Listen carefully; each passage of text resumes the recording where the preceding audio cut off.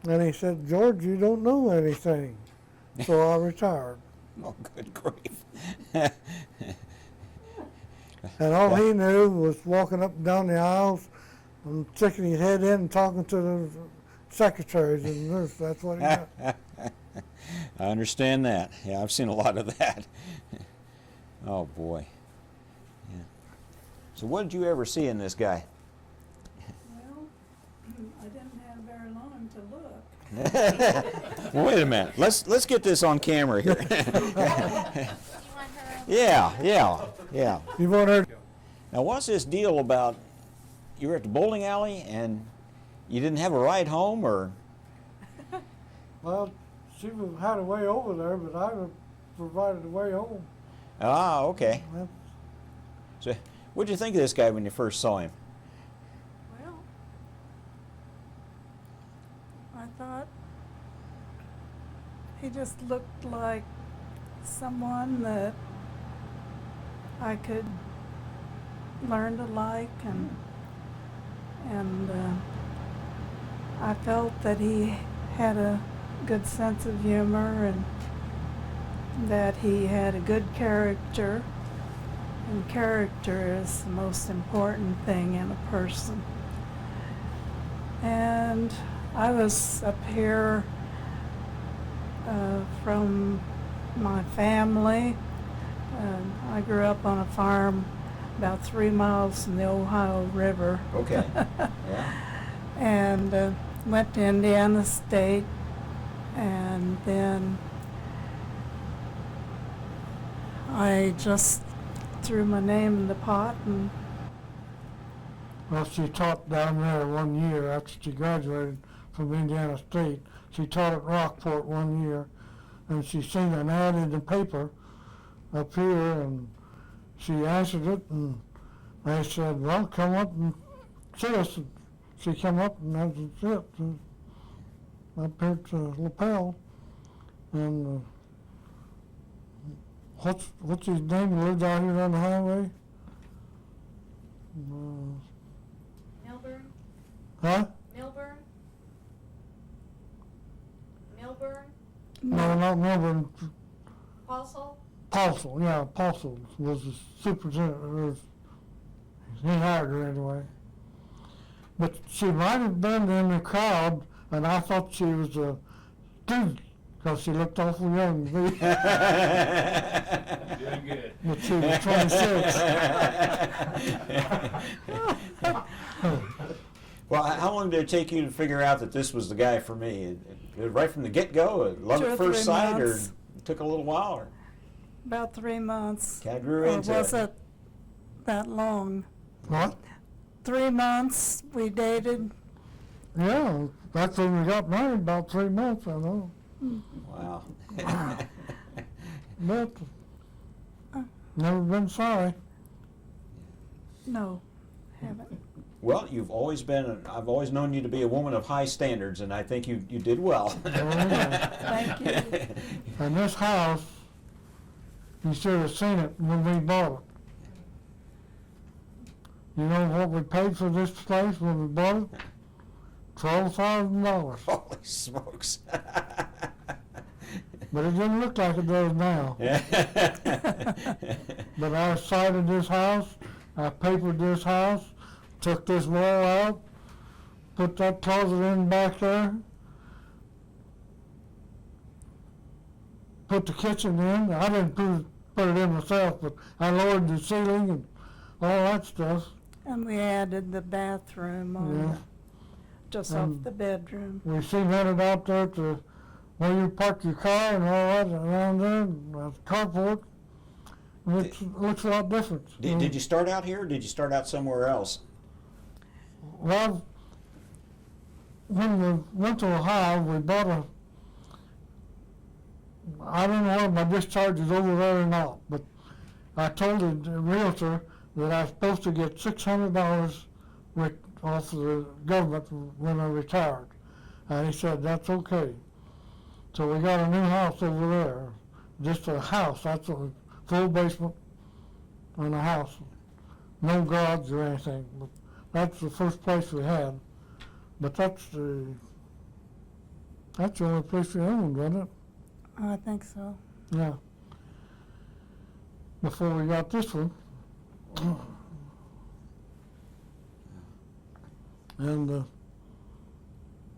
I don't know, just all kind of fell in place, I think, all of it. I don't know.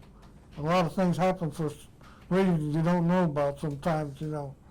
Your life just sort of has fallen in place. Yeah. It just seems like good things have just happened to you, just naturally. It's like the natural course of things. But this house, I don't know if you noticed the woodwork. Yeah. And all that. It's got several things that's really nice, you know, and I don't know whether anybody notices it, but it's nice. It is. It's beautiful. But I had to take out some, and I took out, this here was a wall across here, and made this just a little cubby hole. All it was with 4 doors on it. Huh.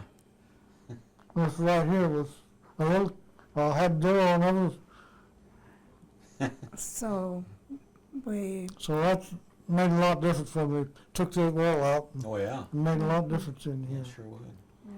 high ceilings, so it was built You want to buy it?